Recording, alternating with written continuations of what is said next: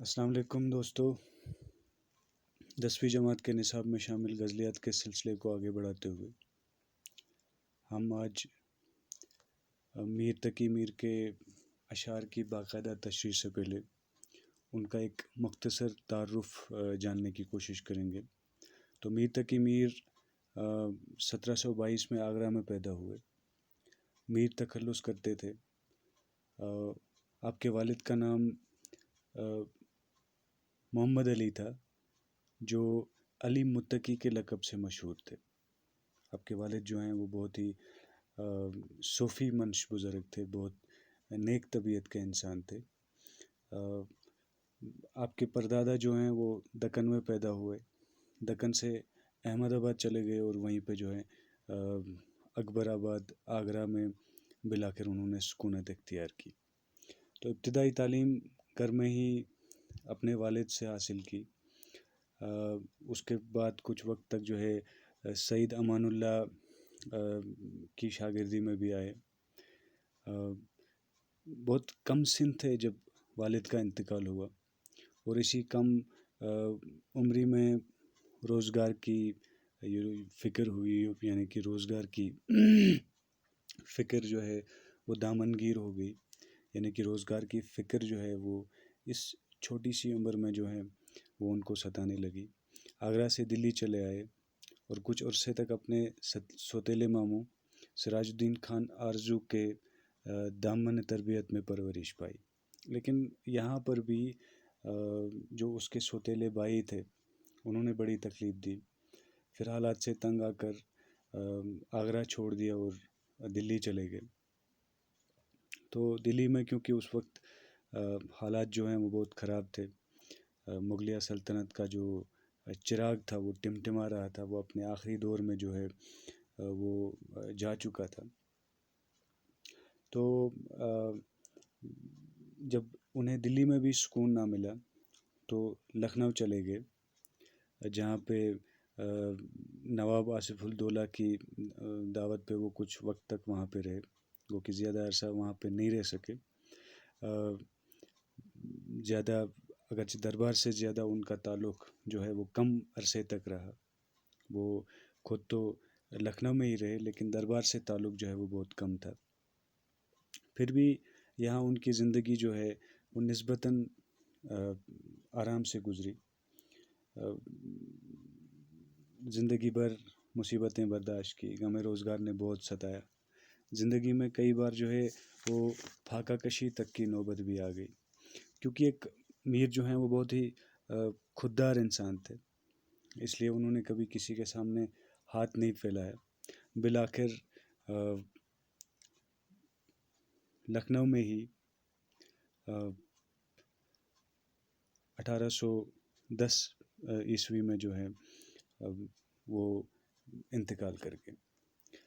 بچپن سے ہی میر تقی میر جو تھے وہ بہت ہی حساس تھے اور بچپن میں ہی شعر لکھتے تھے۔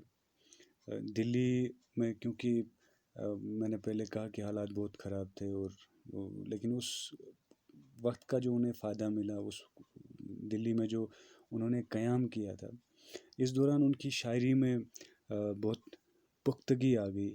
یہاں پہ آپ اپنی ٹیکسٹ پہ بھی اس لائن کو لکھا ہوا دیکھ سکتے ہیں، لیکن دلی کا قیام ان کی شاعری کی پختگی اور عروج کا زمانہ تھا۔ غم روزگار اور غم عشق کے نا آسودہ جذبات نے ان کی شاعری کو خلوص و اثر کا پیکر اور اقلیم غزل کا تاجدار بنا دیا، کیونکہ انہیں جو ہے اپنے وقت کے جو شاعر تھے، ان کے جو ناقدین تھے، یعنی جو ان کے ہنر کی، ان کے فن کے جو عیب و ہنر دیکھنے والے لوگ تھے، کرٹیک ہم جس کو انگلش میں بولتے ہیں، یا ان کے جو اس کے بعد متاخرین تھے، اس کے بعد آنے والے شعراء تھے، تو ان کی لازوال شاعری کی بنیاد پہ انہیں خدائے سخن کا بھی جو ہے وہ خطاب دیا جا چکا تھا۔ تو میں نے کہا کہ دلی میں قیام کے دوران شاعری میں پختگی آ گئی، کیونکہ زندگی جو ہے وہ مصیبت اور غم میں گزری، اس لیے ناکامی، حسرت، یہ چیزیں جو ہیں ان کے کلام کو نہ صرف پرزور بلکہ پر اثر بھی بناتی ہیں۔ تو ان کی غزلوں میں جو ہیں غم روزگار اور غم عشق موجود ہے۔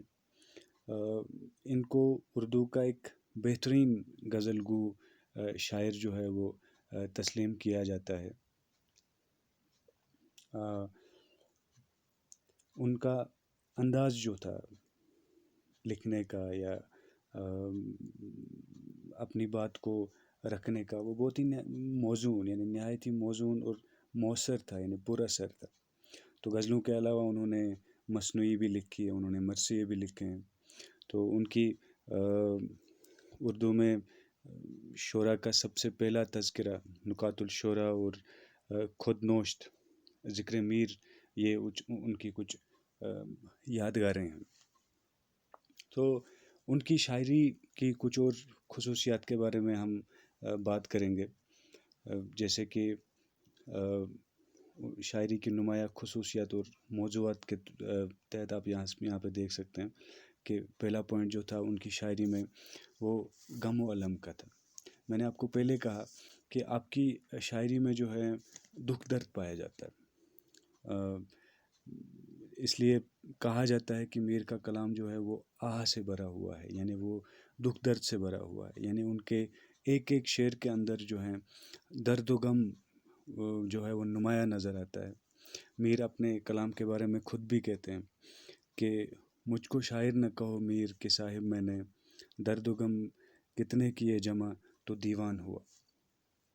یعنی میرے اشعار کوئی شعر نہیں ہے، بلکہ یہ میرا درد ہے جو الفاظ کی صورت میں جو ہے وہ سامنے آتا ہے۔ اس کے علاوہ دوسرا پوائنٹ جو ہے ان کی شاعری کی نمایاں خصوصیت جو ہے وہ ہے درد مندی۔ تو میر کی شاعری میں جو ہے درد مندی کا عنصر جو ہے وہ بہت نمایاں ہے، کیونکہ ایک فطری امر ہے، ایک قدرتی بات ہے کہ جو انسان خود دکھ درد کا سامنا کرتا رہا ہو، بچپن سے ہی مصائب کا سامنا کیا ہو، تو ظاہر ہے وہ شخص جو ہے دوسرے کے ساتھ ہم درد مند بھی ہوگا اور اس کا غمگسار بھی ہوگا، یعنی اس کا دوسروں کے تئیں درد مند ہونا جو ہے وہ ایک قدرتی بات ہے، وہ ایک لازم بات ہے۔ اس کے بعد اس کی شاعری میں ایک بلند حوصلگی پائی جاتی ہے، ان کی شاعری میں بلند حوصلگی پائی جاتی ہے، اور یہ بھی ایک نیچرل بات ہے، ایک قدرتی امر ہے کہ جس شخص نے مسلسل مصائب اور مشکلات اور پریشانیوں کا سامنا کیا ہو زندگی میں، اس کا حوصلہ جو ہے وہ خود بخود بلند ہو جاتا ہے۔ تو مصائب کا سامنا کرنا، پریشانیوں کا سامنا کرنا، ان کو برداشت کرنا اس کی ایک طرح سے فطرت بن جاتی ہے اور اس کی ایک طرح سے عادت بن جاتی ہے۔ تو ایک اور خصوصیت ہے ان کی شاعری کی، وہ ہے دنیا کی بے ثباتی، یعنی کہ دنیا کی ناپائیداری کے بارے میں انہوں نے بات کی ہے۔ انہوں نے دنیا کی ناپائیداری کا بہت زیادہ ذکر کیا اپنی شاعری کے اندر۔ ہم نے پہلے بات کی تھی کہ دلی کی بربادی کا غم جو ہے وہ میر کو ہمیشہ ستاتا رہا، اور یہ غم جو ہے ان کی شاعری میں بہت نمایاں ہے۔ اس کے علاوہ جو ہے دلی کی بربادی کا غم یہ الگ سے ہم کہہ سکتے ہیں کہ اس کی شاعری کا جو ہے ایک نمایاں حصہ ہے۔ اس کے علاوہ ان کی شاعری جو ہے اس کی ایک اور خاصیت ہے کہ ان میں سادگی ہے، اس میں خلوص ہے، اور اس میں صداقت ہے، اس میں سچائی ہے، یعنی کہ ان کی شاعری میں جو مضمون پائے جاتے ہیں وہ بالکل سادہ ہیں، اور ان میں خلوص اور صداقت کی جھلک نظر آتی ہے۔ کوئی بھی ایسا مضمون نہیں ملے گا میر کی شاعری میں جو غیر یقینی ہو یا جو عقل سے بالاتر ہو، یعنی کہ جو سمجھ میں نہ آ سکے۔ بالکل صداقت پر مبنی جذبات کی انہوں نے ہمیشہ ترجمانی کی ہے۔ ایک اور نمایاں خاصیت اس کی شاعری کی ہے، وہ تھا خطابیہ انداز، یعنی کہ وہ اوریشن ایک طرح سے کرتا تھا کہ جیسے کہ ہم بالکل اس کے سامنے بیٹھے ہوں اور وہ ہم سے روبرو ہے، وہ ہم سے بات کر رہے ہیں، ہمارے سامنے جو ہیں ایک طرح کی تقریر کر رہے ہیں۔ تو یہ خطابیانہ انداز جو ہے یہ بہت نمایاں ان کی شاعری کے اندر ہے، جیسے کسی کو سامنے بٹھا کر، کسی کو اپنے سامنے موجود پا کر شاعری کرتے ہوں یا بات کرتے ہوں۔ جو اس کے آپ کے نصاب میں شامل یہ جو غزلیں دو ہیں، ان غزلوں میں بھی یہ عنصر جو ہے یہ خطابیانہ عنصر جو ہے یہ بہت نمایاں ہے۔ تو سادگی، خلوص، صداقت اور کتابیہ انداز بھی یہ ساری چیزیں جو ہیں اس کی شاعری میں پائی جاتی ہیں۔ اس کے علاوہ ان کی شاعری میں طنزیہ عنصر بھی بہت نمایاں ہے، یعنی کہ طنز کے نقطہ نگاہ سے اگر دیکھا جائے تو وہ بھی بہت ان کی شاعری کے اندر بہت نمایاں اور بہت غالب نظر آتا ہے کہ انہوں نے کئی ٹاپکس پہ لے کے اس وقت کے جو دلی کے حالات تھے ان پہ طنز کیا ہے، ان کے بارے میں بات کی ہے۔ اس کے علاوہ میر کو جو ہے اس کے جو بعد والے شعراء ہیں، ہم نے اس کے لیے ایک لفظ یوز کیا تھا کہ جو اس کے متاثرین تھے، اس کے جو بعد کے آنے والے شاعر تھے، انہوں نے بھی میر کی بڑائی کا، اس کی عظمت کا اعتراف کیا ہے۔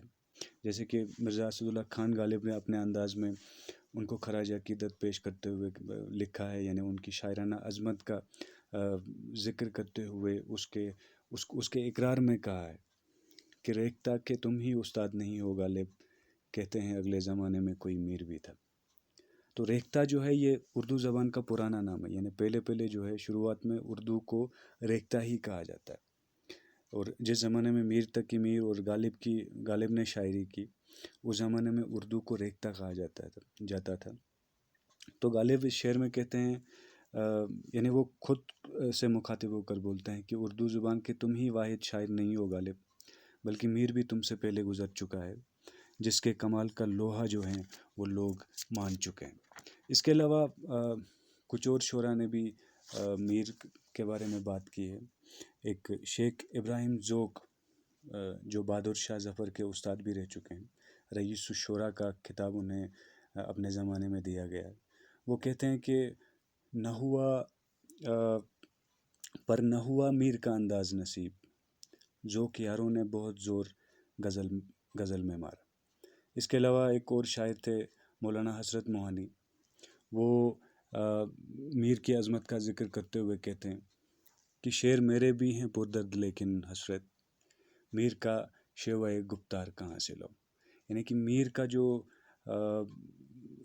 گفتگو کرنے کا انداز تھا وہ بہت الگ تھا، بہت نرالا تھا۔ میرے بھی شعر پردرد ہیں، یعنی میرے شعروں میں بھی اثر ہے، لیکن میر کا وہ گفتگو کا انداز میرے نصیب نہیں ہے۔ اس کے علاوہ ایک اور شاعر تھے ابن انشا، انہوں نے میر کی تعریف میں لکھا ہے کہ اللہ کرے میر کا جنت میں مکان ہو، مرحوم نے ہر بات ہماری ہی کہہ دی۔ تو یہ کچھ مختصر سی باتیں تھیں میر تقی میر کو لے کے۔ اگلی ویڈیو میں میر کی جو شاعری ہے آپ کے نصاب میں، جو اس کی غزلیات ہیں، ان کی تشریح کو لے کے آپ کے سامنے دوبارہ حاضر ہو جائیں گے۔ اللہ حافظ۔